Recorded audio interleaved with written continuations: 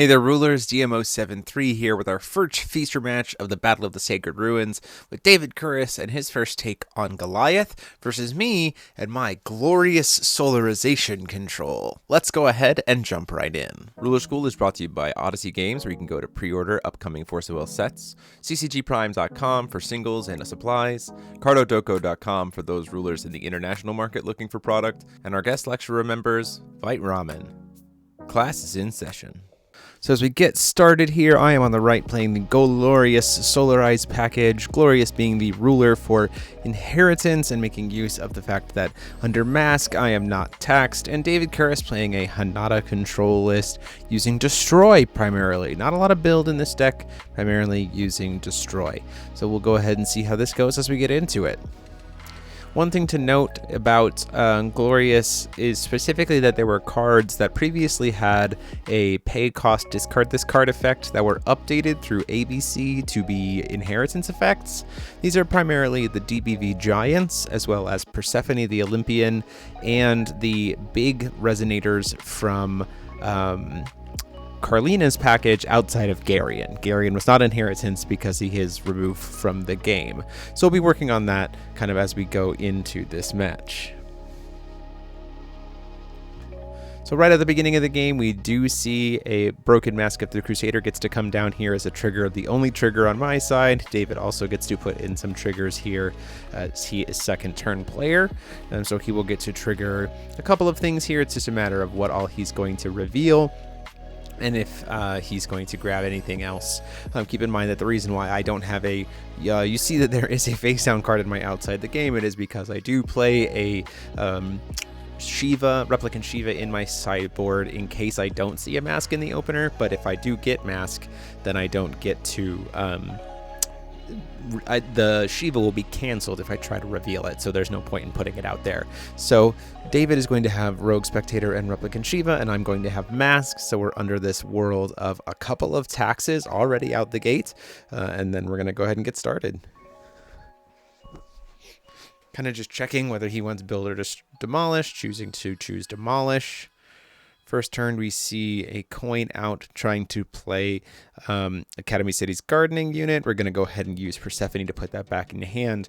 I'm not taxed for the activate ability there because I am Glorious. This is one of the things that you'll see this deck tries to make use of. Persephone is very good when it's undercosted. Going into turn 2 here.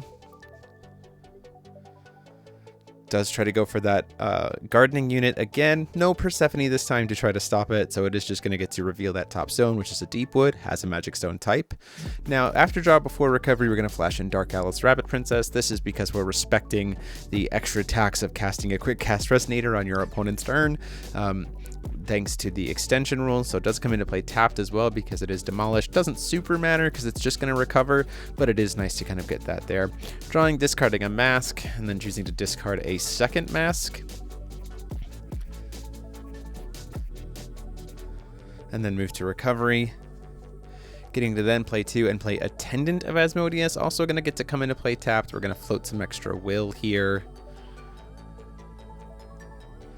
Now, one thing to note is that because David is tapped out, if we had happened to hit one thing that Zack will do in the form of a Replicant Odin, we could have just destroyed all of David's stones right here. It would have been fully free, and that probably would have been practically the game at that point. Odin would have gotten to swing twice the following turn, and David would have been back to 1 stone, thanks because he ramped in a stone thanks to the Academy City Gardening Unit, but didn't get to make a huge dent in it. We're not really expecting Ice Shackles in this particular matchup, and even then at this point casting Ice Shackles casts 2, and then using the God Art or the tap ability would cost 1, so we're in a pretty good spot to be able to protect the RFG for any kind of Solarization play we might want to use. One thing to note here, we do see that first Robo Meta come down. This is just something that's going to be really important for people going into this next format, is remembering active taxes.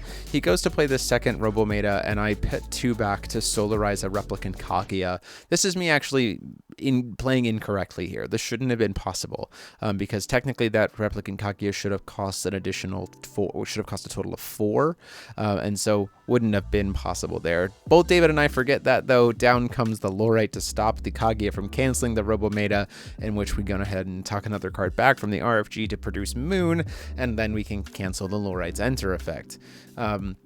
So this whole sequence wouldn't have been possible if I had remembered the extra tax of +2 with regards to the Kaguya. This is just something to kind of keep in mind in this format of when you're in a competitive environment, you're really going to have to, and with like extension rules and everything else, just really being mindful of the different taxes that are available is a big piece here. We're going to go ahead and choose to, instead of Call Stone, go ahead and Judgment Glorious. The reason why we're doing this is that so much of the deck is inheritance effects anyway, as I'm fidgeting to try to get the double sleeve card back in the other sleeve. It ramps me a stone already, and I have 2 points of interaction already. So even though I've tapped out, I have Kaguya's point of interaction in the form of being able to put a card back, produce Moon, and cancel an automatic. I have the extra tax thanks to the activate ability. I have the God's Art of Faria to be able to protect Faria, and I have access to 1 free inheritance effect, which is very nice. So despite the fact that I kind of took a turn off from playing main phase cards here, we do have a pretty strong board and a position to be able to cancel a lot of things and protect ourselves too, which is very, very nice. Going into David's turn, looks at potentially trying to do Judgment here, which could get him a Robometa out of the deck, that is for sure. Does have to though watch out for the Kaguya, because if the Kaguya cancels that, he's in bad shape. Judgment only does cost 2 for Goliath, but instead just chooses to say, you know what, we're going to go ahead and call Stone. And if you're also wondering why the Faria came into play tapped, it's because of the Hanada ability of having Demolish. So if you're not a Hamada or an Automaton, you come into play tapped. So then comes Goliath's Automaton Control Watch. This is going to help to do that God's Art and switch to build if we want. It also means that next turn Goliath is going to be able to Judgment for 1, and then down comes Academy City Police Officer. This is going to really slow the game down. It's going to make us to the point where I also think in this position we've also forgot the tax of Mask. Technically, I think the watch had to cost 3 instead of 2. At the end of the turn, we're going to pitch Life Sap or Chrono Gear to a free inheritance. Then we make a couple tokens, draw for turn, use our free inheritance there for a Trow to ramp another stone before recovery. You see what I mean in the terms of the Giants being free after Faria is flipped is really good. I'm going into my turn after having done Judgment with 5 stones and a huge board plus a bunch of points of interaction. We can start just going in for aggression here, going for 5. Looking at the Academy City person, do have an Investigate, so there is a Garion currently revealed on top of the deck. He's trying to go in for 5. Dave says that's fine. Go in for another 7 with the Replicant Kaguya. That gets blocked. We say that's fine. Go in for 10 with the Faria. Try to take down to 12. The Gardening unit is going to get hit here. I will say that we did this match before we fully understood the ramifications of Investigate with the CR. Technically, that Garion should be unrevealed since a card got put on top of it. Just an important thing to note there. So we're going to see a swing in with the tokens, and then our 1 Resonator of the turn will be another Dark Alice. We're going to try to dig for some more cards, primarily just to see if we can get other inheritance abilities here. The nice thing too is the Chrono Gears that were introduced are also very nice in the form of inheritance, because you can just free pitch, like with the regards of Life Zapper, it's free pitch, make 2 dudes that represent 12 damage. Like, that's really good. So we're in David's turn. Currently under that Academy City Police Officer lock, we can each play 1 non-Resonator and 1 Resonator spell per turn. Until that is answered. Thankfully, I do have plenty of will to be able to tap it, which is great, and I'm not taxed for activate abilities, so that's very nice.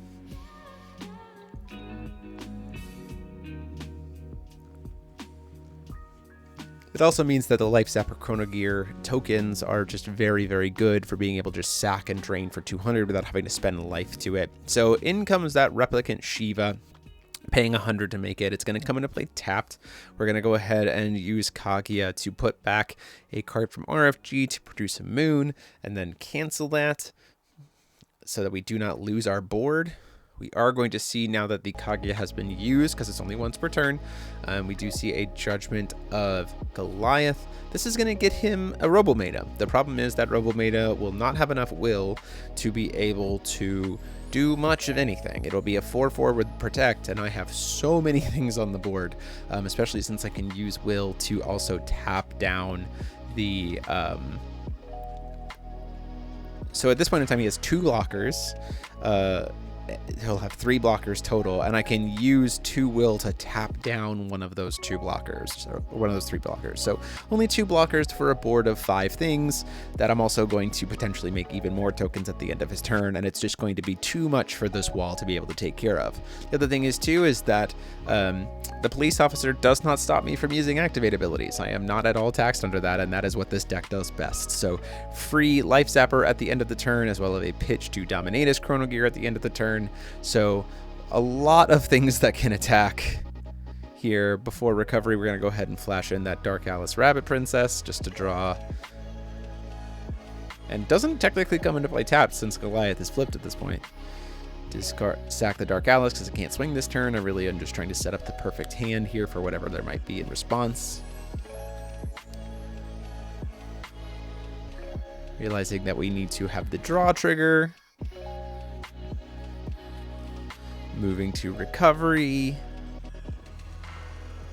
And then we just kind of start getting to push in here with so many things that there's no way possible for, with 1 will and under attacks, to really be able to do anything. At this point in time, Robometa can protect, but it's not going to be able to give itself that additional pump. It's just a 4/4 with protect. And I have 4 tokens. I need to do a grand total of 3 damage because the tokens represent 800 damage of life loss as well. So we're going to start by trying to use Robometa trying to take out the person so that we can try to hit it with play more spells this turn. As we move to combat, paying 1 for the activate ability to try to stand with the watch. We're going to go ahead and just tap it down anyway and then move into a block. Robometa is going to then protect there, and at that point in time we can just start swinging in. So we'll swing in with the Faria.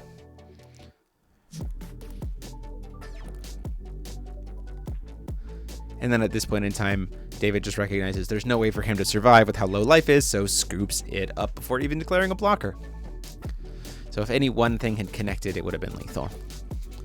Going into game 2 here.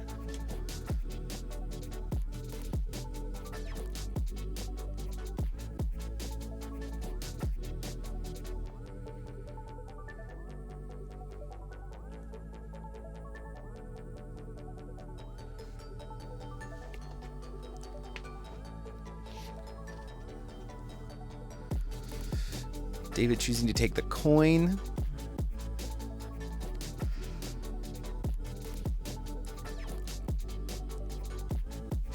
And no mask this time around. We do so have that Replicant Shiva. This is something that I talked about on the podcast as well, is that if you are a ruler that does not have a beginning of the game trigger, you should probably be still playing Replicant Shiva in your sideboard. Like there's no, but you're like dependent on the regalia, right? There's no real reason to not at least play Rogue Replicant Shiva, so that if you don't hit your mask at the beginning, you can still at least get the Replicant Shiva, right? Or you don't see your star scale at the beginning, you at least have Replicant Shiva. Just something to be able to reveal is very helpful. So we're going to see a main phase of turn 1 coin Loki's Insight. You have a Dominatus Chrono Gear and a Garion, which can't be touched, but we do see a Kaguya and a Dark Alice get hit, which are strong hits. Dark Alice is going to help me then kind of replenish the hand a little bit, though. Pitching the Garion as well. And we're going to go ahead and go with the mask. We just drew into it. I do start to draw a card here. One thing to kind of note, I try to pitch a card here to Dominatus Chrono Gear to Cycle Glorious. I catch it here in a second, Broken Mask does not draw a card on enter. It only draws a card when you can't like cheat it in at the beginning of the game. So I sculpt my hand here in a second, like with skipping draw for first turn to make my hand what it should have been. And with being tapped out, there is nothing I could do here against his lines. Now I could have the like glorious haha spell. That's exactly where I catch it. You see me kind of start to put it there, put it back on tap, but that'll be my draw for the turn. We do see a falchion get to come down here. It can't target the regalia because it has a barrier chant or barrier J-res, which is helpful for us. So that keeps that online. Next turn, we're going to go ahead and just cast the Persephone here. There's no way for David while under the Tax of Mask to be able to give it Eternal or anything else. So we just stop that in its tracks, get that off the board. And we're playing this like main phase poking kind of progression game here that I've talked about before, about what I thought is going to be kind of the mainstay of the format. Like this is what actions are going to be like. It's going to be taking small points and seeing what we do here. Do you see a Ray Asnable get cast here, which is really huge. Stops a lot of my enter effects, and I'm using a lot of the replicants. We're going to go ahead and end of turn make a Dominatus Chrono Gear, and this is where we see a misplay from me. So I have so many enter effects that are super important. That Ray Asnable is tapped. It is probably the only time in this entire game that Ray Asnable is going to be tapped, and I do not take advantage of it by just crashing my two things into it to clear up my enter effects. This was a mistake, in my opinion, of my own gameplay watching it back.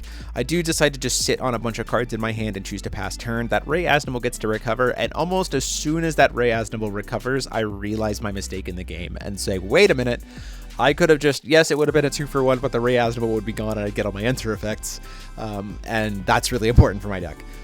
So little bit of an error, unforced error on my side of things, but we'll see if I can recover from it. See, we have a Wujiawoo in Power Suit that does have an enter effect, which is really good, especially since I'm currently sitting on, it does have to run the risk of like paying 3 to walk into a Persephone, which could be really bad. Academy City's Gardening Unit's going to come down here, get us a stone. We have 2 will left open and nothing in hand that's really castable with it. We could use the Falchion, certainly an option. We're going to see at end of turn, Starfall is going to make me 3 tokens by revealing it. Starfall is also a great option in green-white to be able to protect cheat in masks at the beginning of the game for this deck, mainly because if people like flash in a Suya or like try to do turn 1 cast a Suya, you just burn coin, flash in a token with Starfall, banish the token instead of the mask, and you get to draw a card. So you turn their Suya into an advantage for you. So Starfall also a very good tool for white decks in this format, especially if you're going second and you want to protect mask. Although it's not free unless you're glorious, which is something important to note. So we do see just a token gets a swing in the air from that Dominatus, Persephone kind of serving as a blocker here. We're going to crash in the Robometa, like the gardening unit into it. Down comes the Suya cast. We're going to sack one of those tokens, like I said before, and we're going to take advantage of, hey, that token left the field. We're going to draw a card. Thanks for helping us out there.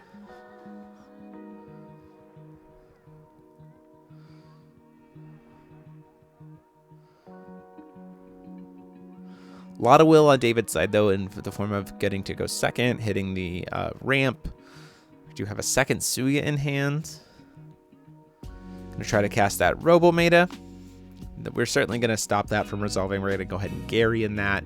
We do not want to deal with the Robometa right now. The board's not great, and we're currently sitting under an Asnable. That's just something that we do not want to mess with if we can help it. This also does set up our Solarization pieces, which is helpful. End of the turn, we're going to go ahead and pitch to Life Zapper, make a couple more tokens. The Suya's going to come in and play tapped as well. This is, again, mindful of those continuous abilities that are kind of affecting the board state in this format is going to be really important. We do get to put some pressure on, probably assuming that this isn't going to get blocked. He doesn't want to put the Ray Asnable at risk, so we get to swing in for 800 damage. This takes us down to being able to represent 1200 damage, which is really nice. You see there is that Wujiawoo.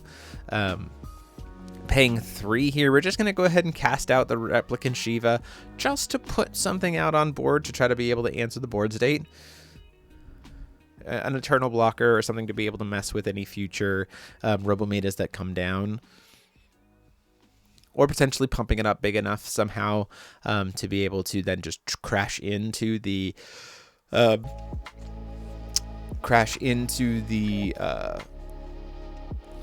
Ray Astable. We do see a girl staring at get cast there. Again, both David and I kind of forgetting about the tax here. Thankfully, he had enough will to pay for it. It would have just tapped him out. He didn't pay anything else in the turn.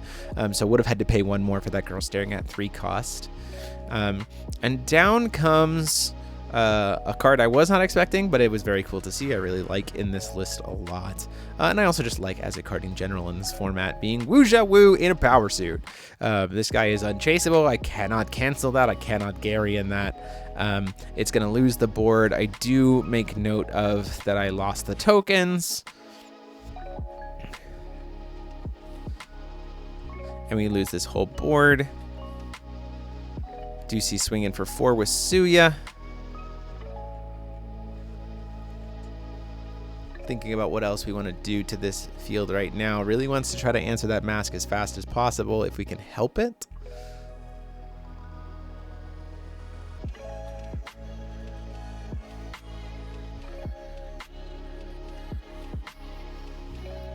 Let's see.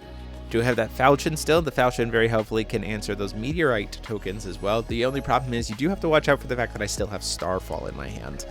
This is a bit of a problem. So down comes the falchion. This is a board. Like, this is a very hefty board here that we're kind of struggling against. We don't have access to enter effects, and as you can see in my hand, it's a lot of enter effects.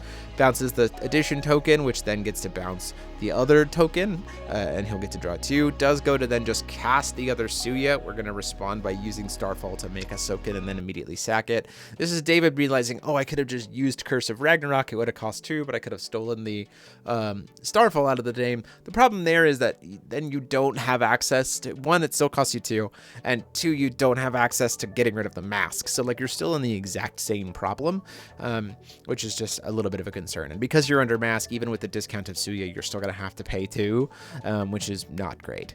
So it's at this point in time that I'm trying to think about exactly how I'm going to play through this board. I've got a Ray Asimal stopping enter effects, a Wu Zhao Wu. I've got a potential Robometa coming down next turn that's going to have a lot of will to be able to play around with, especially if it gets quick cast in his recovery phase. It'll have 1, then recover and be able to do whatever it wants. And these 2 Suyas. So it's a big board. I'm kind of checking here.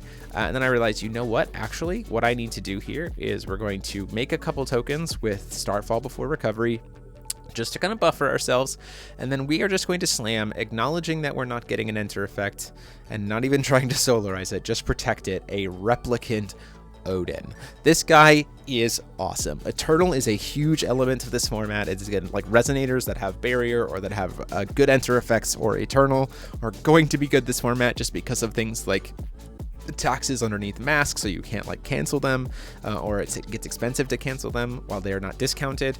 And so Replicate Odin comes down here, not to do the enter effect, but because we are wiping this board with this ability to remove cards from graveyard to set up stat negs. So on David's turn before draw, we're going to go ahead and try to 1 at a time remove darkness cards from graveyards to apply a stat neg. After that first 2 are resolved, we're going to then remove the Suya from the graveyard to apply another one, apply a Suya to the yard to apply another one, which will get rid of the Falchion and the Wu Xiao Wu, and then we can remove 1 more to get rid of the Ray Asdabul and put David at a permanent minus into the board. So we are going to see this cast of a Lorite to try to stop the last one. We're going to burn a Persephone in response to put the Lorite back in his hand. We say, nope, we want this Ray Asdabul gone. It does take us a bit, does still leave him with a Lorite, but gets a permanent -10 to the board on David's side, potentially up to a -12 this turn, to kind of give us a good setup. This does give us a position to be able to swing in for potential lethal next turn by just swinging twice with the Odin itself, but we do recognize that there is a replicant Shiva over there. That's probably just going to be the turn for David, acknowledging that it's going to die, so that I lose the Odin as well, but I cleared the Ray Asdabul off the board, and that is the most important piece of this entire puzzle. Having access to my enter effects is huge. It's going to help me replenish my hand, especially since I have a Dark Alice, and I have the Starfall tokens. You know, pay 1, draw 4 seems very, very good.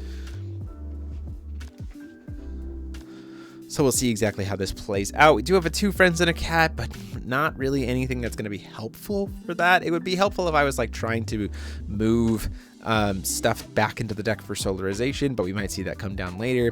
There was no will to be able to cast it before recovery. David only had the 1 stone, so it would have cost a grand total of 2, even under the discounted mode, because of Mask.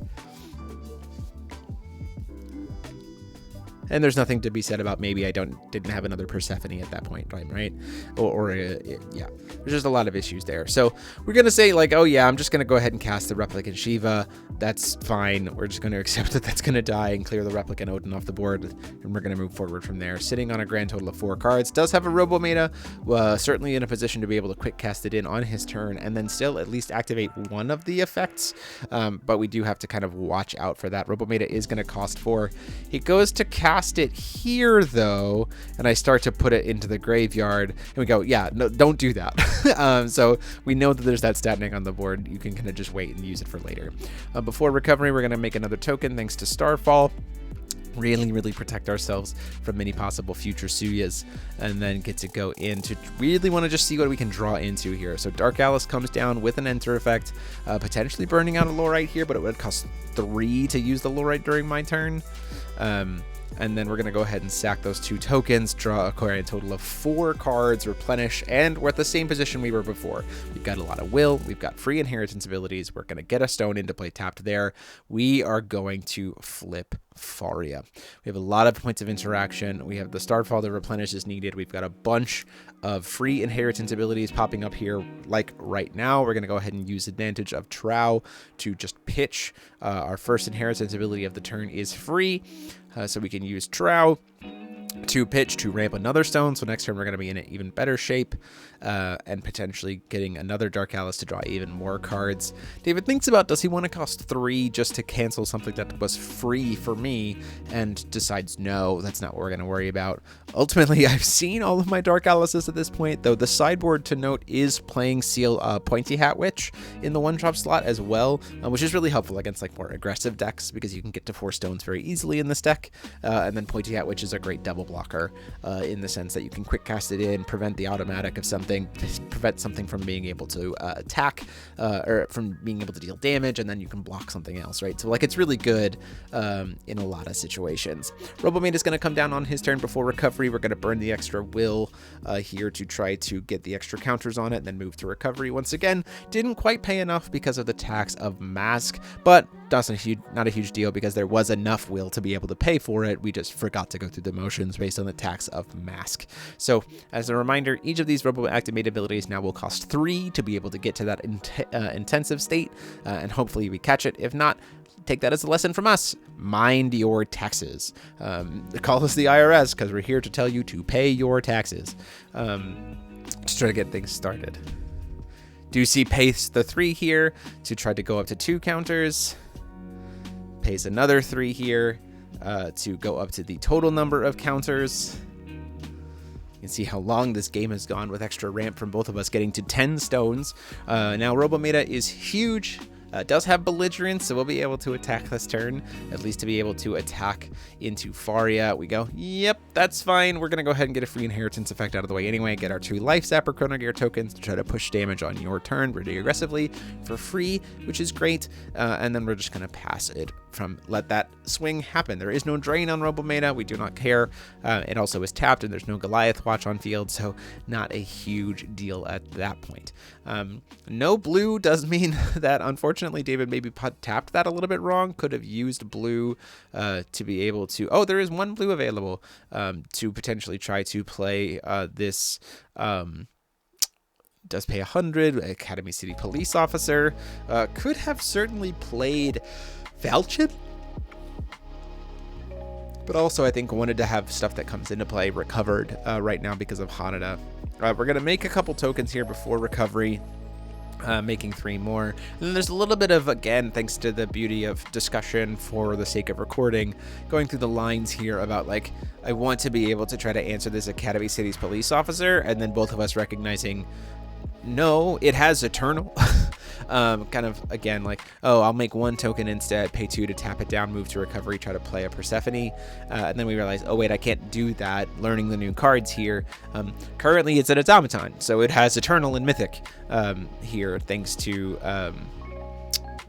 Robometa, and I just forgot that. So we go, oh, wait, yeah, you're right. Let's just go ahead and I'll tap it down still, but I'll just keep the 2 tokens.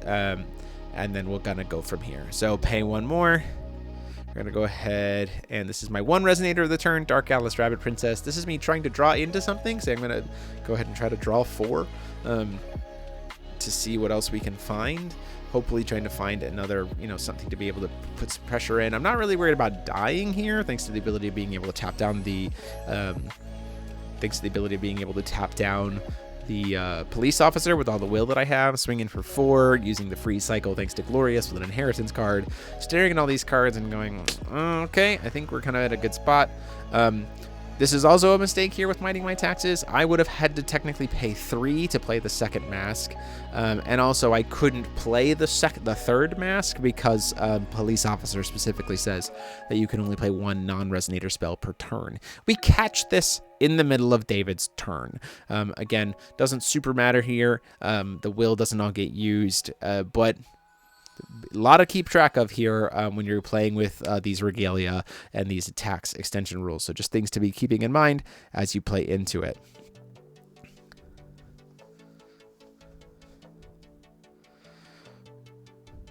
So triple mask feels pretty good, although I wouldn't have been able to play into triple mask. Even then, double mask feels nice.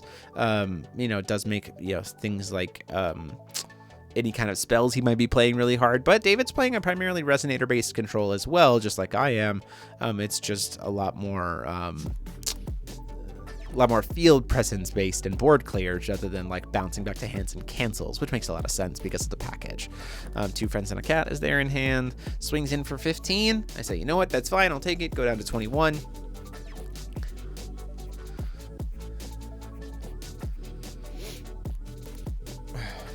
The one problem with this Academy City Police card, though, is that he can't follow up his plays with, like, additional, like, being able to hit, like, Lorite to protect whatever I might be doing. So that's just something to keep in mind. So Academy City Gardening unit gets cast here. I'm not really sure why we didn't at least just play. I think it's mainly because, again, it's another Protect Eternal card to have in play here with Gardening Unit.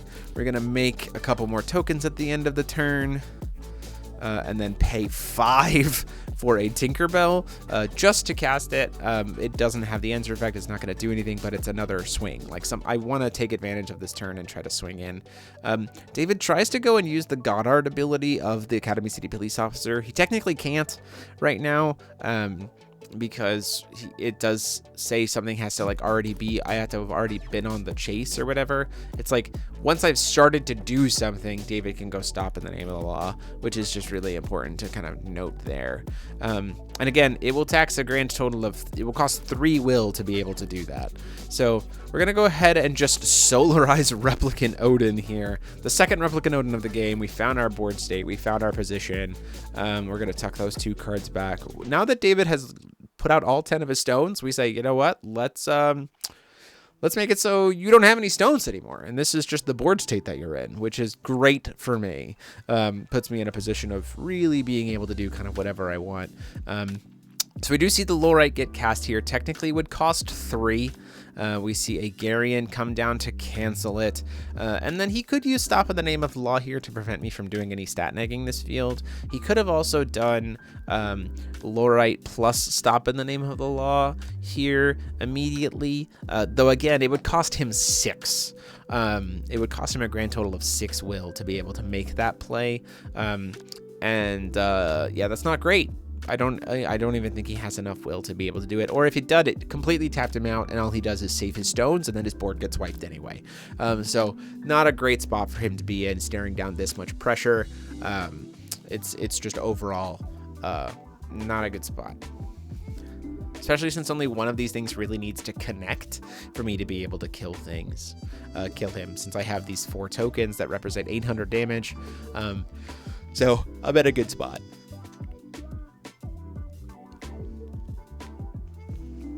Has not used Stop in the Name of the Law yet. And the reason why you would have to cast 3 for Lorite again is because this is not his turn. And so Lorite is taxed because of Hanada's extension rule. It specifically says Resonators with 3 cost an additional 2 to play during your opponent's turn. This includes Lorite. This is just something to kind of keep in mind as you're building the decks and be considerate for what you might want to do with Hanada. You're not really going to do a lot with things like Lorite. You might be going into things more like Persephone, acknowledging that you're going to pay 2 for it.